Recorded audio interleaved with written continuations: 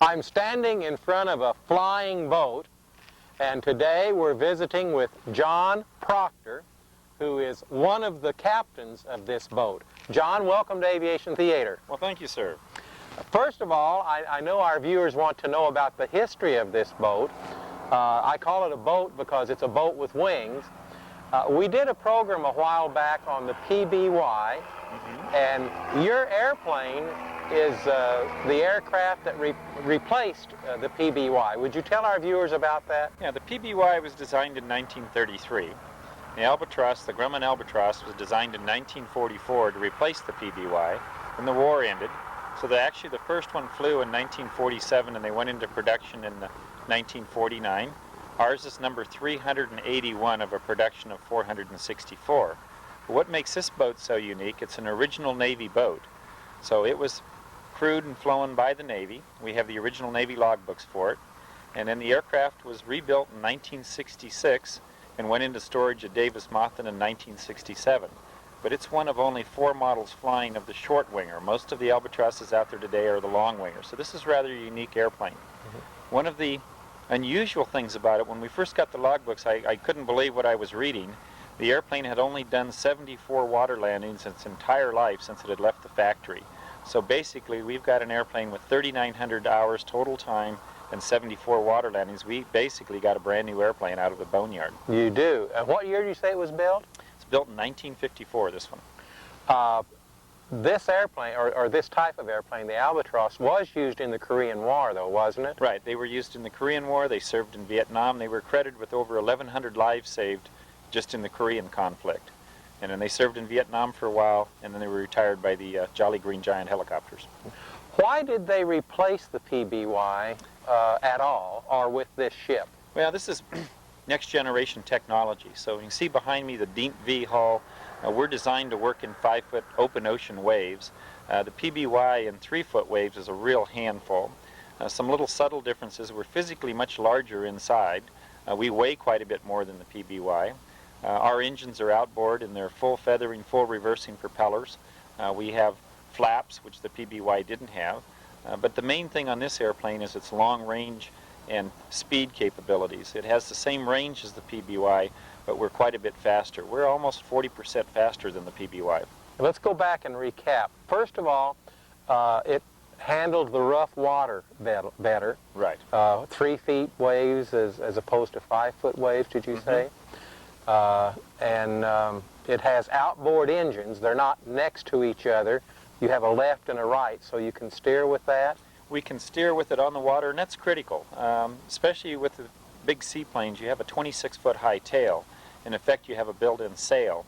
And we've had a situation where the wind has been so strong, we've actually had to back sail the airplane. We could not turn it around.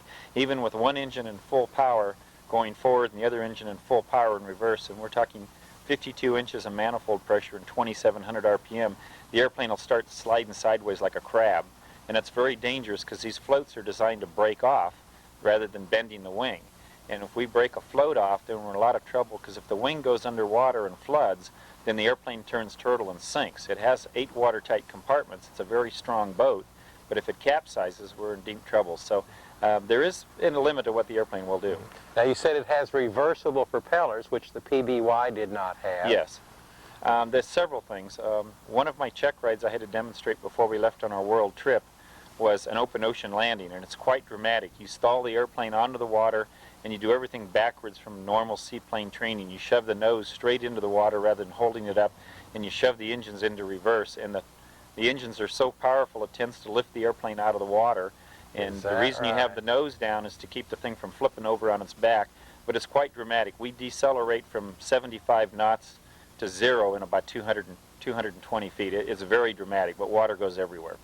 And you said it has larger interior space, more square footage? Yeah, much more square footage. For what we wanted to do with the airplane, it's very livable on board. Very comfortable. We lived on board for 16 months on our world cruise, and it's very enjoyable. And did this airplane fly patrol, or how did they use it in Korea and It was done both. It was done on patrol. It was also done on standby for missions. It was airborne in case a flyer went down. They would land and snatch him up. Off Vietnam, one of these got shot up, and they lost one of the crewmen off Vietnam.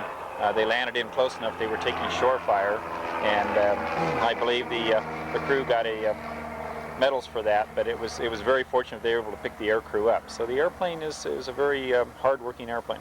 Tell us about this particular airplane. I know that you got it from the boneyard, so to speak, and you bought it because all you had to do was slap a coat of paint on it and give it new seat covers, and you're ready to go. Well, that's what we thought we were buying. We contracted with a company to do that, and unfortunately their idea of a restoration and our idea of a restoration, you know, from the get-go, this was a world cruiser for us.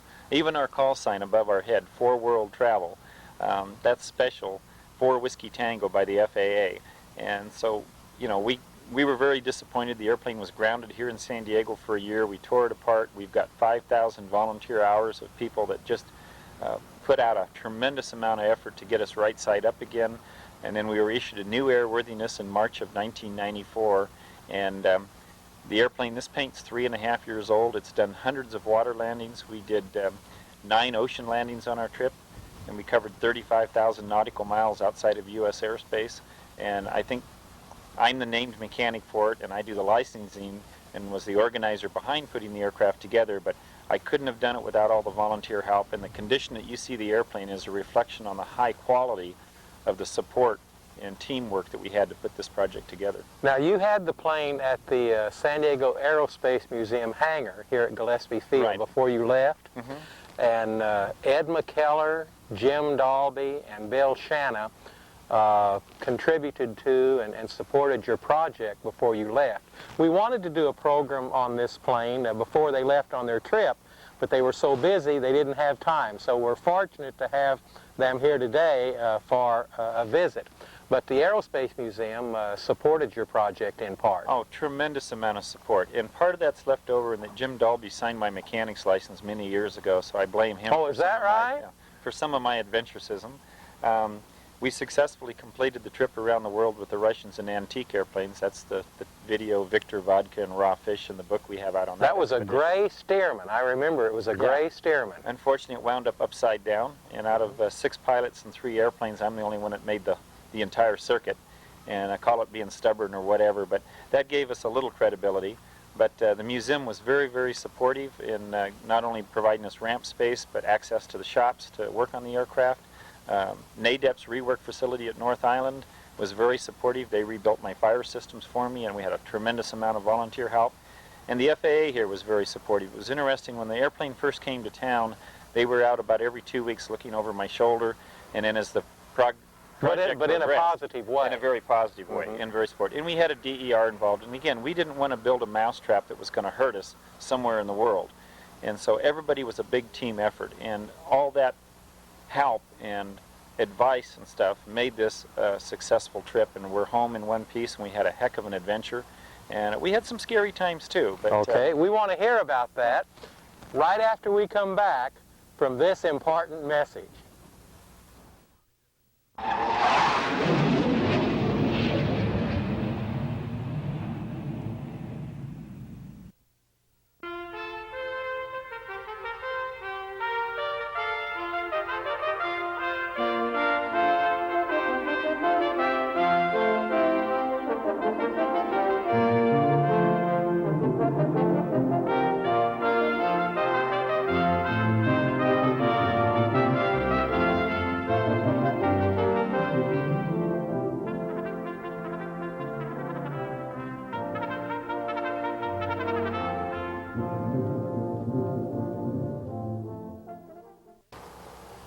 Would you give our viewers some statistics, a wingspan, gallons per hour, etc.? This is a short wing model. It's an 80-foot wingspan. Most of them are 96-foot wing, and they added a plug on the wing and made them longer. They also have a life limit on the longer wings. We're powered by 1820 Wright Whirlwind engines. They develop 1,425 horsepower at 52 inches of manifold boost and 2,700 RPM. So we're really pushing these big radials hard. Our fuel burn on takeoff is 400 gallons an hour for both engines. Then we throttle back to cruise climb at 260 gallons an hour, and then we cruise at around 120 gallons an hour. We can go back as low as 88 gallons, but we found in our travels that by the higher power settings we actually get more nautical miles per gallon. Each engine carries 29 gallons of oil, and on our world trip we averaged 3 quarts of oil per hour for both engines. So these engines are very tidy for big radios. Yes, they are. We carry 680 gallons in the wing behind the engine nacelles. We carry 300 gallons in each drop tank, and we carry 212 gallons in our float. So all up we carry 1,680 gallons. We did some long 10-12 hour legs around the world, but our longest leg was coming out of Honolulu into Oakland, California, and that was just under 15 hours to do the crossing. And I put on extra fuel for that because we were a little bit tight. Very impressive. Thank you. One of the unique things is we do not have an autopilot. That surprises most people.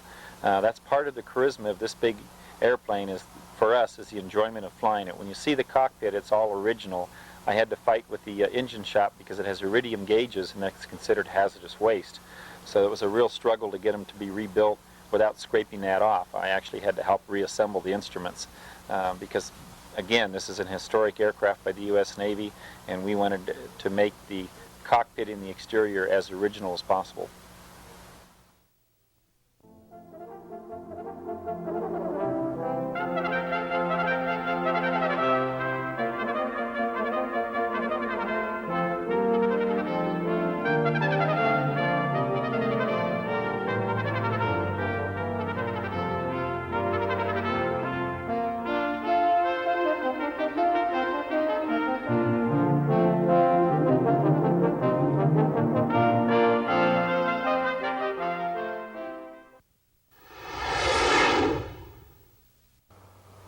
Welcome back to Aviation Theater. We have the other captain of this airplane, Joyce Proctor. And Joyce, first of all, tell our audience that you are a 99. I am a 99 with the El Cajon chapter and spent some time with 99s as we went around on the trip. One of the things we want to do with Aviation Theater is to promote the 99s and women in aviation. Tell our viewers just a fast history. Your mother and father were involved with this airplane, or the World War II, military, something? Both my parents were Marines in World War II. My mom showed training films in San Diego, and my dad served on the islands in the Pacific. And they weren't involved with the Albatross, but the Albatross was involved with the Marines and was on a tour in the Pacific for 2 years with a Marine pilot who we have met since starting this project. And now their daughter's involved with the Albatross. Right. Tell our viewers a little bit about the remodeling that you did, because I think of this airplane as a Winnebago with wings, a motor home with wings. Well, we call it the Winnebago, and basically it was going to be our home. So we wanted it to be as comfortable as possible, and we knew that we were going to live on it for a minimum of a year. So it has everything in it we could possibly You have a need. kitchen. We have a full kitchen, full bathroom, washer and dryer, dining room, china. Okay, let's crystal. say that again. You have a kitchen, you have a full bathroom, you have a washer and dryer, you have an office with a computer, Right. Dining room, Crystal, china, queen-size bed, double bed. Our sewage system is electric, so it incinerates. It incinerates it, that's right. So you just have a tablespoonful of ashes to get rid of. That's correct. It's air conditioned Right. and heated, so it is just like an apartment or a house. Yes, it was very comfortable to live on board. Okay. Tell us about your trip now. Did you start here in San Diego? We departed from San Diego. That was where we completed the restoration and had been here for about a year and a half at the Air and Space Museum, like John mentioned. We went up through the Northwest over to Canada. Was our first stop in the Northwest Territory. Slave Lake? Great Slave Lake. And it's about 2,000 feet deep, still had icebergs on it and so forth. We were at a seaplane event there. And then we went through Alaska. We were going to go down the Aleutian chain originally, but... Now, you were at the Iditarod location, weren't you, or where they run that? Yeah, we were up in the Nome area and so forth where they run the Iditarod. We went out, ended up going out instead of the Aleutian chain from Nome, Alaska to Russia. We were at 3 locations in Russia, all of which were supposed to have fuel, and only ended up we had fuel in 1 location. Welcome to communism. Yeah. It was quite an experience. The 5 days in Russia, we had an event every day, it seemed like, and by the time we left there, I was actually kind of glad to be leaving. We did meet some very nice people, but for the most part, it seemed like it was one one challenge after another going through Russia. You went to Japan after Russia? After Russia, yes, we were due for an air show at Yokota at the Air Force Base, and we were on our way to from Russia to Japan. We had a fuel transfer problem, lost a transfer pump and so forth, and had to cut across some restricted airspace, declaring an emergency, and then were intercepted by a Japanese fighter, so that added to the drama of the whole situation. Does Japan have an Air Force? It was the U.S. Air Force Base at I Yokota, see. Japan. Okay. But it's joint U.S. and Japan there. After Japan, where did you go? We went down through Okinawa. We were on several U.S. bases on display, both Marine and Navy bases. And then Now, you were official representative of the Navy or the government because this is a historic airplane. You had some kind of special status. Well, we were doing the air show, which then got us into Japan, and then from there we were on a diplomatic clearance through Okinawa and through the Philippines. We were in diplomatic compound on the Philippines. That's where we were parked, which gave us a little bit more security, which was always a question, carrying the U.S. markings and so forth in some countries. Tell our viewers what happened at Mindanao. Well, we were on a joint U.S. and military base there. We were still on our diplomatic clearance, and we were parked on the military side, but there was still a lot of activity going on, some fighting activity and so forth, rebel It was activity. the Muslim rebels. That's correct. And so where we were parked, there were live bombs stacked underneath our wing on the grass, and so it was an interesting experience. We were unable to get weather when we left there because of some activity and so forth, and so we headed out on a 9-hour flight overflying Indonesia to Australia without any weather information. Turned out we probably had a couple hours of some fairly heavy rains that we had to go through, but other than that, it was... Are there cities on the northern coast of Australia? There's Darwin, which is where we entered, and again, you're in some pretty remote areas throughout Australia. Yes. In the Northwest Territories, as well as the western side of Australia is pretty barren in spots. But we entered into Darwin, and that was really lucky for us because Passpally Pearls operates Mallards, which is the junior version to the Albatross, and so they had a maintenance hangar there, and we became quite good friends with some of their mechanics who helped John do some work on the airplane. And then, was it Perth next? We went through Broome, and then on our way down to Perth. In Perth, we were the first seaplane or first Albatross to go into Australia, and in Perth specifically, they closed down the river, the Swan River, which is where the Australian and U.S. had PBY bases during the war, and literally stopped traffic. Had 3 helicopters filming us. People on the ground were going crazy, and we did 3 circuits on the Swan River, landing right where the bases were. The old crews from the PBY and captains from the PBY from the war were having a meeting that day and got to watch us, and then we toured them all on board. These are guys that were in their late 70s and 80s and so forth. It was very exciting for them as well as us. Is that where you flew the Tiger Moth? I flew a Tiger out towards Maitland, which is more central Australia, towards the east more, and out at a place called Luscantine where they redo Tiger Moths. That means something. One of those cities means something. There is no something. There are no snakes here or something. One of those I'm not cities, sure because I don't think there's any place in Australia that there aren't snakes. There's something. Then what, on across to Melbourne or Brisbane? Or? We went through the Australian Bight, which is the south. We landed in Whale Bay, which is where a big whaling station is in Albany. We went across to Lake Boga, which was another PBY service base in World War II, and landed on the lake there. We did the eastern coast of Australia and then down through Tasmania and across to New Zealand. Hobart, Tasmania. Yes. That's where Errol Flynn was born. Ah, okay, I didn't know that. Then did you go across the stretch to New Zealand, or what was next? We went across the Tasman Sea there, and that was about, we were really lucked out because there's a story of the roaring 40s and so forth, and we had great weather that day. We only had a little bit of rain showers towards the end of the last hour probably, and we had a good strong tailwind, so we made it in 6.5 hours. We had a San Diego gal with us at the time, Millie, who was a great volunteer and big help to us on the airplane. She came down and met us in Tasmania and flew that leg with us, which was exciting for her as well. And then north to, was it Fiji?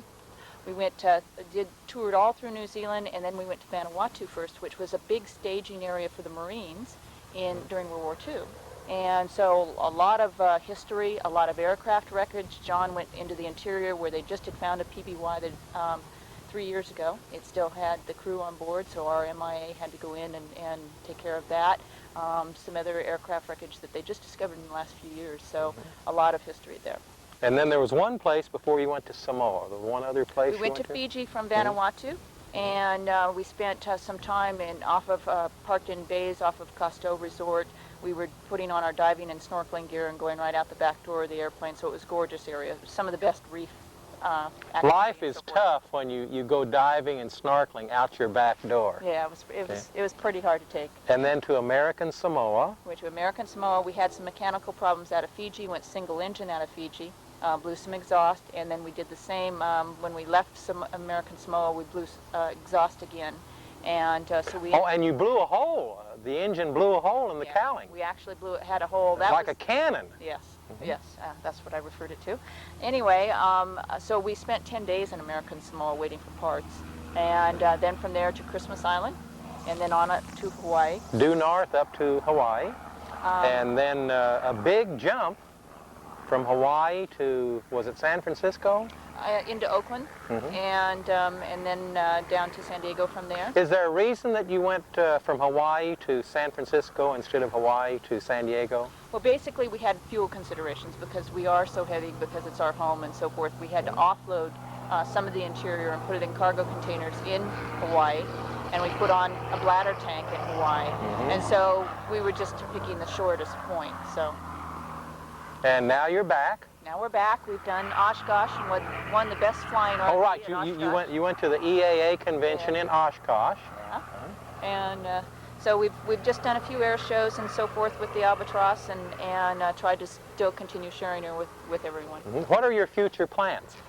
Well, I think that we have produced the video on the trip, and I'm in the process of doing the book, which will be a combination story of the trip as well as a cookbook, because it's the only flying kitchen in the world that we're aware of, and everyone seemed to be enamored with that.